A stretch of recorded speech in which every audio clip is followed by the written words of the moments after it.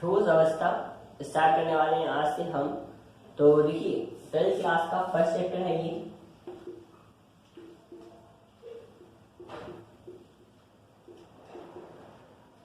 आपकी केमिस्ट्री का first chapter है ये। आपको हम ठोस अवस्था पूरा जितना भी इसमें जो भी चीज़ें होंगी सबकी सब यहाँ पर लिखवा लेंगे, बता देंगे। आप उसको अपने कॉपी में लिखते जाइए, नोट्स बनाते जाइए और उनको याद करते जाइए। ठीक है, तो देखिए ठोस अवस्था में हमको क्या पढ़ना है, क्योंकि बहुत ही सरल चैप्टर है, बहुत ही आसान चैप्टर है और इसको गिना भी नहीं जाता। देखा जाए तो जो कठिन चैप्टर होते हैं, जो बड़े चैप्टर्स होते हैं, उनमें इसको नहीं गिना जाता। काफ़ी छोटा चैप्टर है, काफ़ी इजी चैप्टर है। ठीक, पहले भी हमने कई सारी चीज़ें पढ़ी।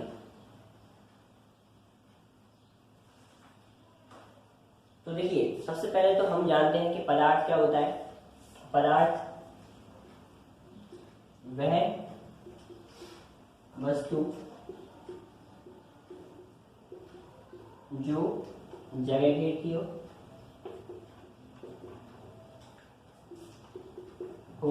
तथा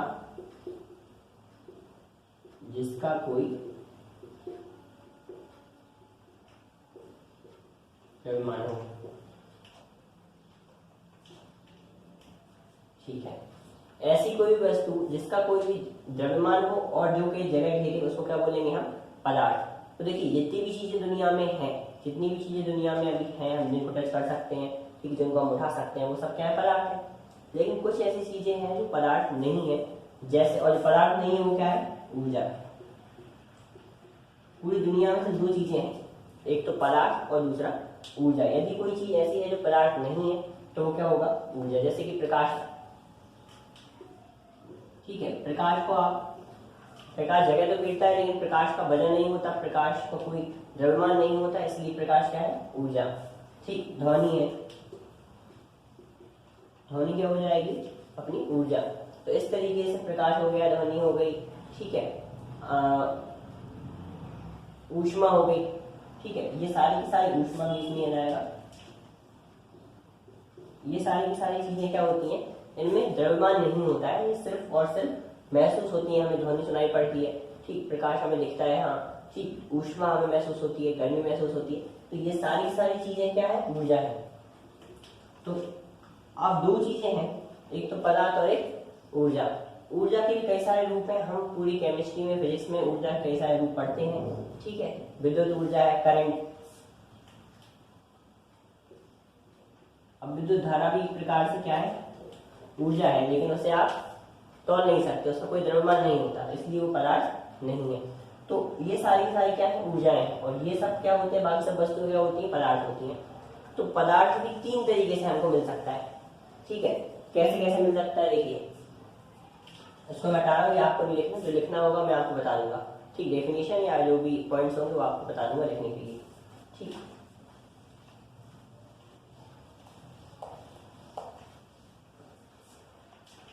अब सबसे पहला पॉइंट ये कि पदार्थ है, उसकी तीन अवस्थाएं होती, सबको पता है आपको। कौन कौन सी? ठोस, द्रव और गैस। लेकिन एक और अवस्था होती, पांच अवस्थाएं होती हैं, अब तो पांच अवस्थाएं होने लगी। ठीक, एडवांस हो गई है साइंस की। तो प्लाज्मा स्टेट होती है एक, ठीक, और एक होती है बॉस आइंस्टीन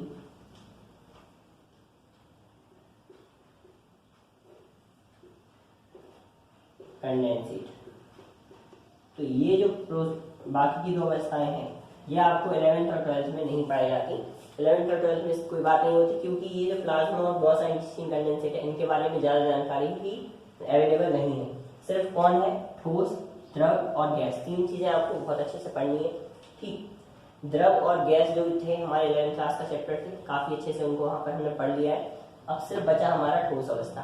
तो सबसे पहला जो चैप्टर है इसलिए केमिस्ट्री में ठोस अवस्था है, इसको हम स्टार्ट करते हैं। ठीक है, इसमें जितनी भी चीज़ें होंगी उनको हम देखते हैं। तो आपको इस तरीके से जरूर शॉर्ट में लिख लेना है कि हाँ पदार्थ की कितनी अवस्थाएं होती हैं? 5 होती हैं, जिनमें से ठोस अवस्था हमारी एक अवस्था है, उसे हम पढ़ना है।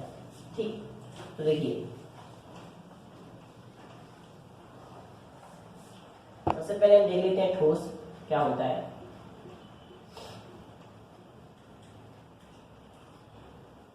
ठोस वो होता है जिसका आकार और आयतन दोनों ही कैसे हो, निश्चित हो।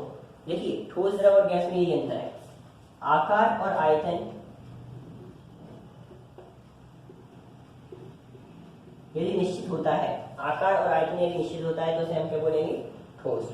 जैसे ये देखिए ये एक ठोस है, ठीक।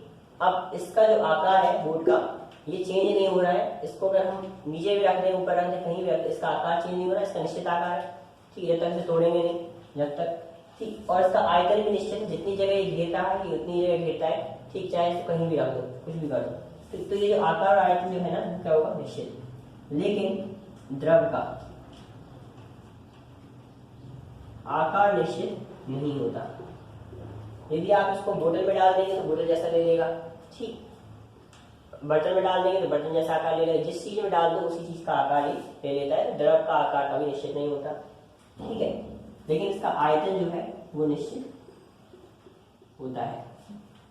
जो गैस होती है, गैस का आकार और आयतन दोनों ही अनिश्चित होते हैं। ना तो इनमें आकार निश्चित होता, इनको जिस भी बर्तन में डालो उसी बर्तन आकार ले लेंगे, और ना ही इनका आयतन निश्चित होता। यदि गैस को जितनी भी जगह मिल जाए उतनी जगह ये घेर लेती है। जैसे अगर कमरे में अगर गैस भरी है, एक बैलून को हम कमरे में फोड़ दें तो पूरा का पूरा कमरे में उसकी गैस फैल जाएगी, तो उसका आयतन कितना हो गया, बढ़ गया। जबकि वो गैस बैलून में भी थी तो उसका आयतन कैसा था, कम था। तो इस तरीके से गैस का आकार और आयतन निश्चित नहीं होता।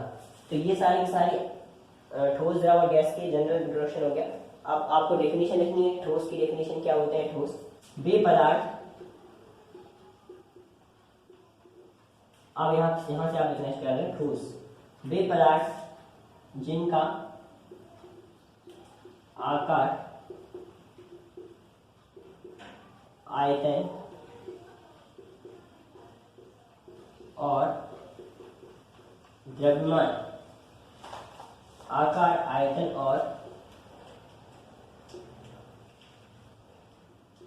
द्रव्यमान निश्चित होता है।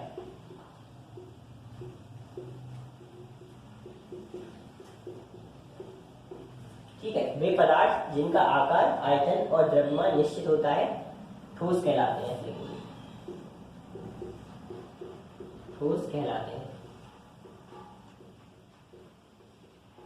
ठीक, तो डेफिनेशन आपको क्लियर होनी चाहिए। ठीक, ठोस, द्रव और गैस तीनों की होनी चाहिए। यहाँ पर ठोस अवस्था हमारा चैप्टर है, इसको आपको याद रखनी है कि वे ऐसे पदार्थ है कि पदार्थ सारे हैं, ऐसे पदार्थ है जिनका आकार, आयतन और द्रव्यमान कैसा हो, फिक्स हो, कभी चेंज ही नहीं होने वाला। ठीक, जब तक चेंज नहीं होगा जब तक इसको हम तोड़ेंगे नहीं। ठीक, जब तक ये ऐसा कैसा रखा है तो इसका आकार और आयतन सब निश्चित है। ठीक, तो अब इनके आप थोड़े से इनके कैरेक्टर देखेंगे, इनकी विशेषताएं देखेंगे ठोस की। ठीक, कि ठोस की आखिर क्या क्या विशेषताएं होती हैं डायग्राम के थ्रू। पहले आप इसको लिख लीजिए स्क्रीनशॉट, अगर बाद में भी लिख सकते हैं आप, स्क्रीनशॉट ले लेंगे तो बाद में भी लिख सकते हैं। ठीक है,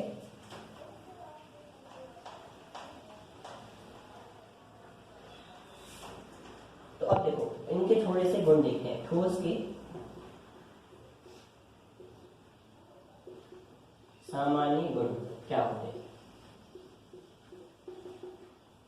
सामान्य गुण से क्या मतलब है, देखिए हर एक पदार्थ का अपना एक विशेष गुण होता है। अब ऐसे इसको डायग्राम को देखो आप, इस डायग्राम में जितने भी अणु हैं, जितने भी परमाणु हैं या अणु जिससे मिलकर बना है, वो सब पास पास में है, बहुत ज्यादा पास में।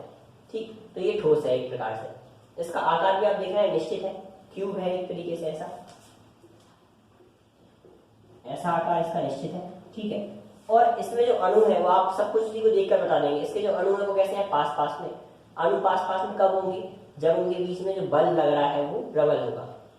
ठीक, तो अणुओं के बीच में लगने वाला बल यदि प्रबल होगा तो वो कैसे होते हैं, पास पास में, जो कि है। ठीक है, और उनके बीच में जो दूरी है वो क्या हो जाएगी, कम। जब बल ज्यादा लग रहा है तो दूरी कैसे हो जाएगी, कम। यदि दो लोग आपस में खींचेंगे एक दूसरे को तो उनके बीच की दूरी क्या हो जाएगी, कम। तो इनकी पहला लक्षण तो क्या हो जाएगा इनका सामान्य गुण, कि ठोस में अंतराण्विक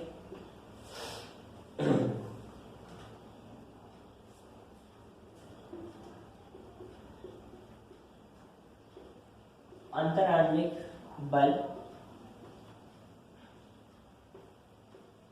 प्रबल होते हैं। ठीक है, एक हो गया ठोस में अंतराण्विक बल प्रबल होते हैं। अंतराण्विक बल का मतलब क्या है? अंतराण्विक बल का मतलब है कि जो अणु है, उनके जो अणु है छोटे छोटे परमाणु से थोड़ा सा बड़ा होता है अणु, ठीक, उनके जो अणु है उनके बीच में जो बल लग रहा है उसे हम बोलेंगे अंतराण्विक बल, वो प्रबल होता है। ठीक, हाँ, ठोस में परमाणु भी हो सकते हैं, जैसे आज लोहा है, ठीक, लोहे का कोई टुकड़ा है, लोहे के टुकड़े में परमाणु होंगे, तब भी वहां पर हम क्या बोलेंगे, उनके परमाणु के बीच का जो बल है वो स्ट्रॉन्ग है। ठीक, अंतराण्विक बल तब भी बोल सकते हैं।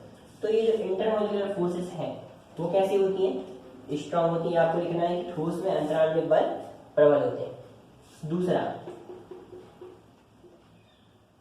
ठोस में अंतराण्विक दूरी कम होती है। अंतराण्विक दूरी कम होती है। देखिए, अंतराण्विक दूरी कम कैसे होगी? जब बल प्रबल हो जाएगा, बल स्ट्रॉन्ग हो जाएगा, तो दूरी अपने आप ही क्या हो जाएगी? कम। ठीक, तो इसमें बिल्कुल भी स्पेस नहीं रहता।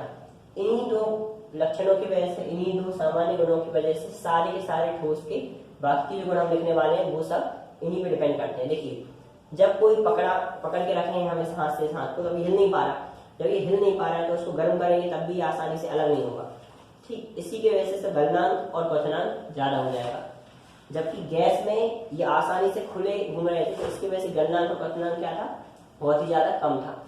तो बाकी के जो मैं लक्षण है ऊपर लिख रहा हूँ, ये दो लक्षण हो गए। ठीक, एक तो अंतराण्विक बल प्रबल है और अंतराण्विक दूरी कैसी है? कम। इसके कारण सब कुछ हो रहा है, अंतराण्विक बल के कारण सब कुछ होगा। देखिए, इसके बाद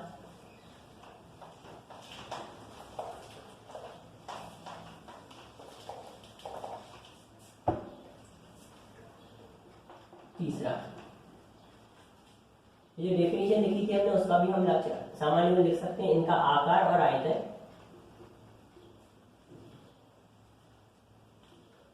आकार और आयतन निश्चित होता है। ठीक, ये आपका तीसरा लक्षण हो गया कि इनमें आकार और आयतन निश्चित होता है। ठीक, चेंज नहीं होता।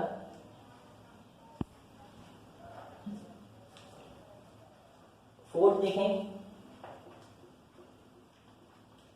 ठोस का या फिर ठोस के गलनांक और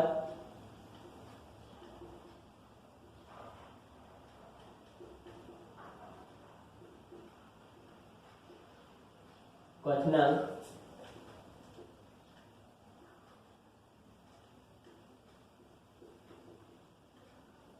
उच्च होते हैं।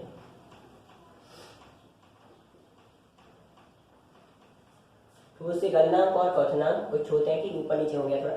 ठोस के गलनांक और क्वथनांक उच्च होते हैं, इसका मतलब क्या है? देखिए, गलनांक क्या है और क्वथनांक क्या है? गलनांक वह तापमान है जिस पर कोई भी ठोस गलना स्टार्ट हो जाए, जिस पर कोई भी ठोस पिघलने लगे। ठीक, वो उसका क्या हो जाएगा? गलनांक हो जाएगा। और वह ताप जिस पर कोई भी द्रव जो है वो उबलने लगता है।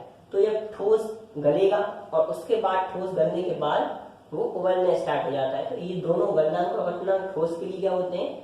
ज्यादा होते हैं। ठीक, उच्च होते हैं। इसके बाद फिफ्थ पॉइंट, ये भी इस पे डिपेंड कर रहा था। तो ठोस का घनत्व,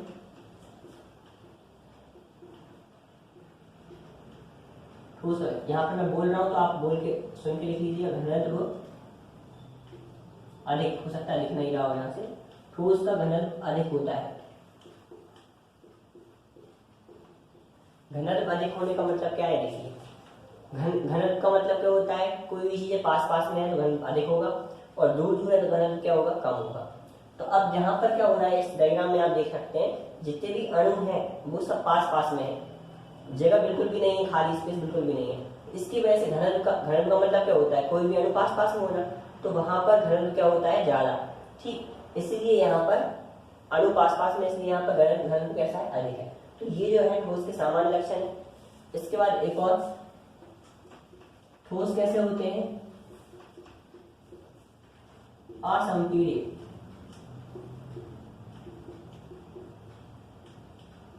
असंपीड्य होते हैं।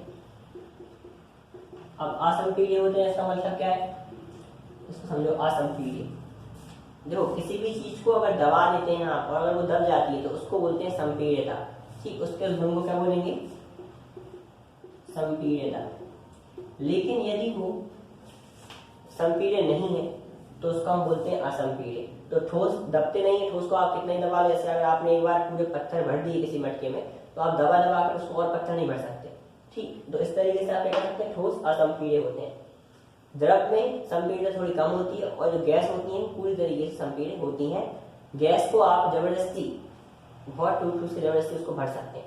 ठीक, तो ये क्या हो गया, आपके ठोस असंपीड़ित होते हैं।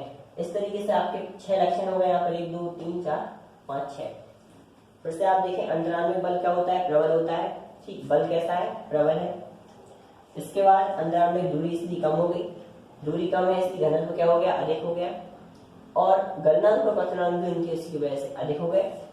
ठीक है, आकार और आयतन निश्चित है क्योंकि बल स्ट्रॉन्ग है, हिल नहीं पा रहे हैं वो आसानी से। ठीक, और ठोस असंपीड़ित है क्योंकि अब देखिए इतने पास पास में है अणु तो और जगह ही नहीं बचेगी तो फिर और कहां से पास पास में आएंगे।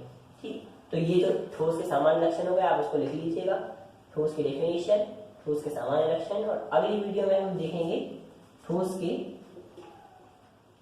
प्रकार। तो ठोस के प्रकार आपको पूरा डिटेल में उसको बता देंगे, ठोस के कितने प्रकार होते हैं, उनके अंदर कितने प्रकार है। ठीक, फिर इसके बाद अगला जो होगा वो होगा ठोस के दोष।